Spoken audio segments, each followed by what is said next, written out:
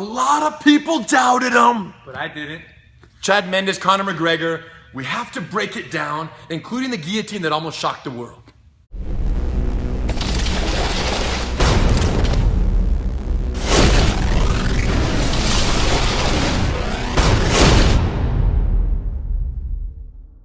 We watched the fights last night, you guys, until 10 o'clock p.m.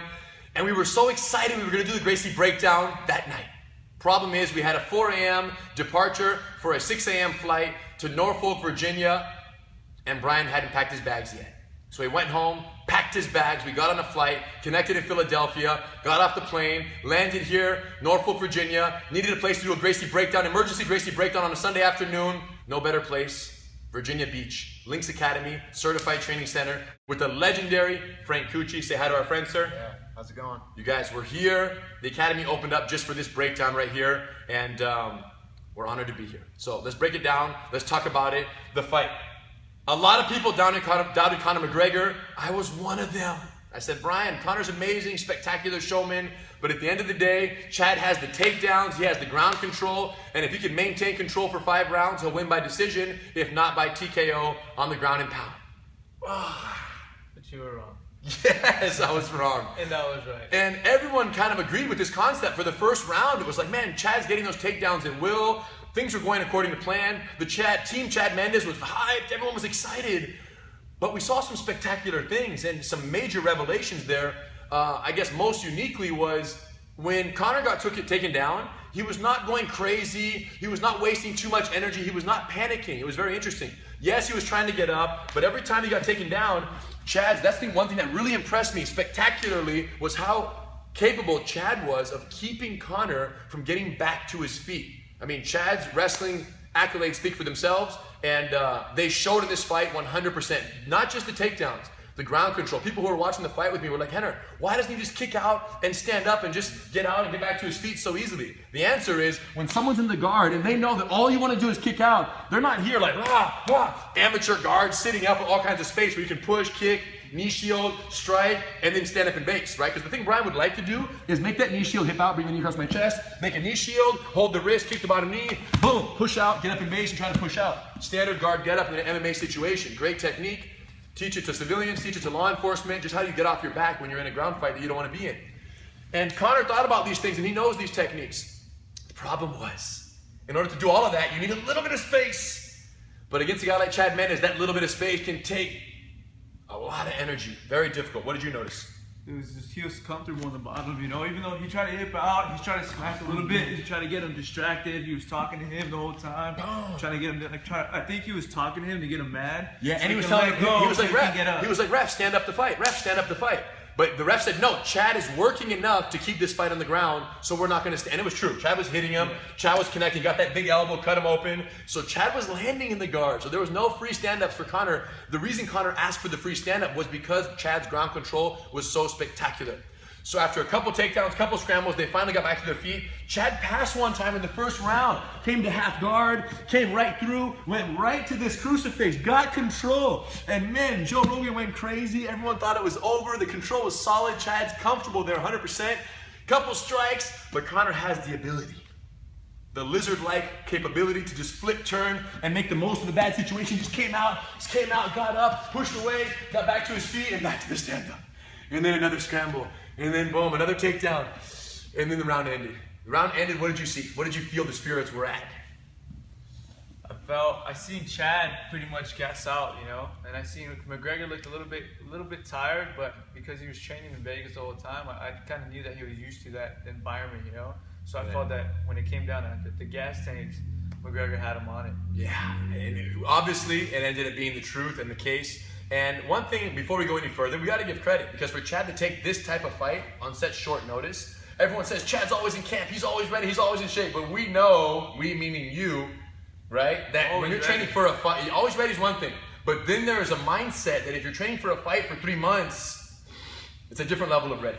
Yeah. Right? Then say, oh man, 2 weeks, I'm in good shape, but he's been training for 3 months for this fight possibly, and you're going to jump in on 2 weeks notice. And Chad said it, you take this fight, you never question it, but you know, it does make a difference. No way. No, even if you're in great shape, it makes a difference. Short notice. Brian had very short notice on his last fight, and came out on top, but it does make a difference. We're not going to lie. So second round comes in, Chad gets another takedown and boom, like at will. 1 or 2 takedowns in, he ends up in the guard again. And spectacular. And I'm going to say this. And we'll talk about the ground exchange, the guillotine that almost shocked the world. The only thing more exhausting than getting taken down repeatedly is to take down repeatedly.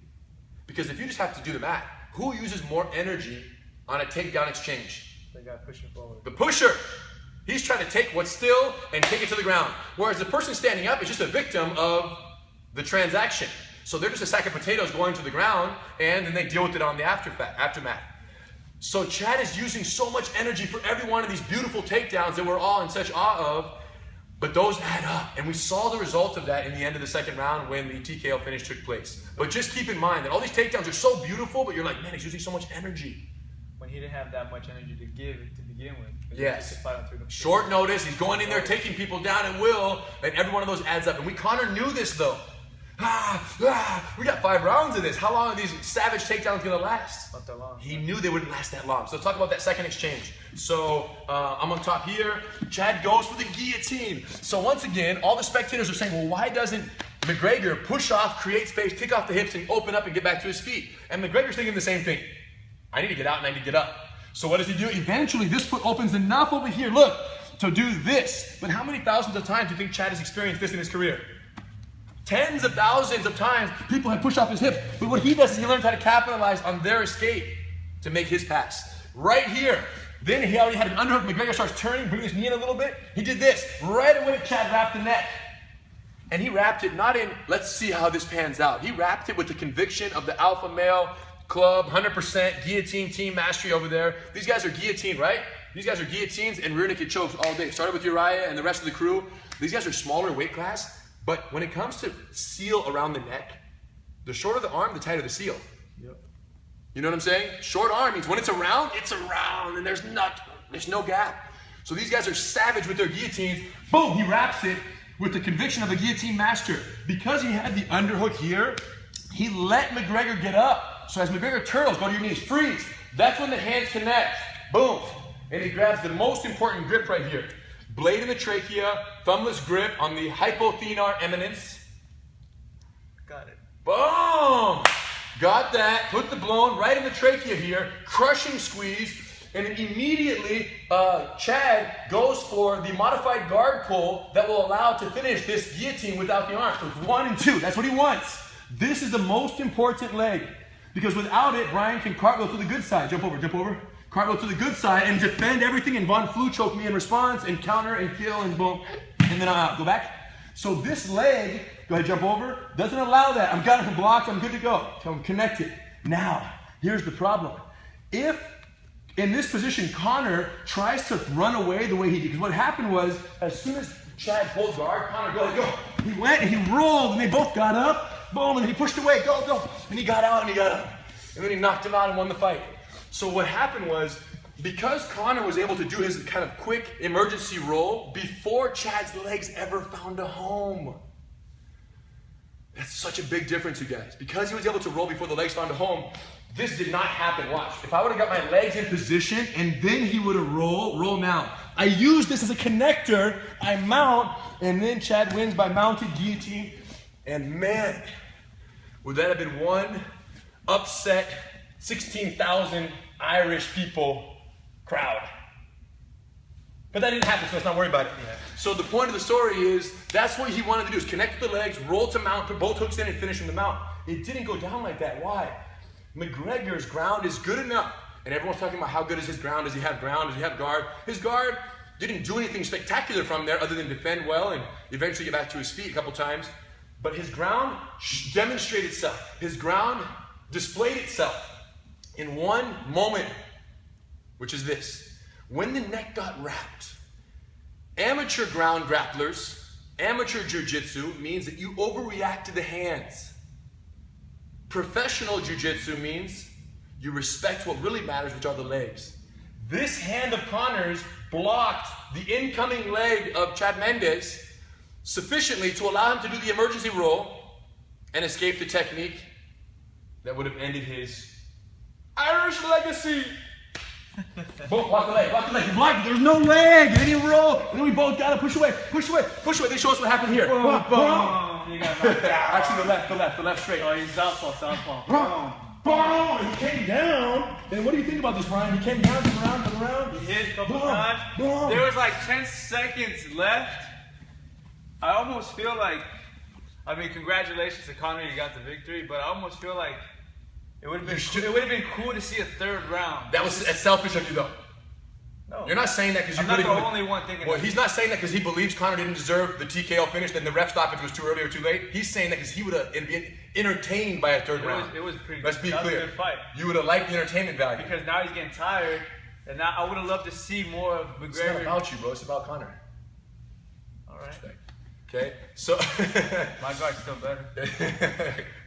Listen, so the most important thing is Brian would like to see in the third round, but the stoppage was not early. Chad was not intelligently defending himself. He was getting wailed. He was rocked. Everything was official right there.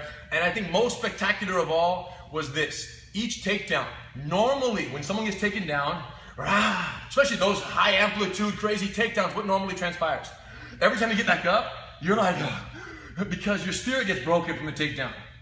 That didn't happen to Conor. And for me, that was the most impressive part. It showed that he's a step above the rest because he got taken down at will by one of the best wrestlers in MMA, got back up and smiled as if the takedowns never happened and as if the fight was brand new.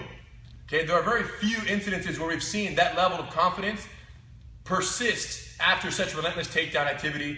Anderson Silva being one of them. You get taken down 1, 2, 3 times, he gets back up, and it's like this guy fights as if the fight just started. The first bell just rang. And we saw the result of that. Those exhausting takedowns for Chad Mendes. He was tired in the second round, and Conor took full advantage of that because the spirit was broken. Amazing. Amazing. Now, if that guillotine would have landed, oh man, everything would have been different. But it didn't. Too bad. Too bad. Much respect to Conor. Much respect for Chad for taking that fight on short notice. True champ, true warrior. Frank, come on in, join the party over here.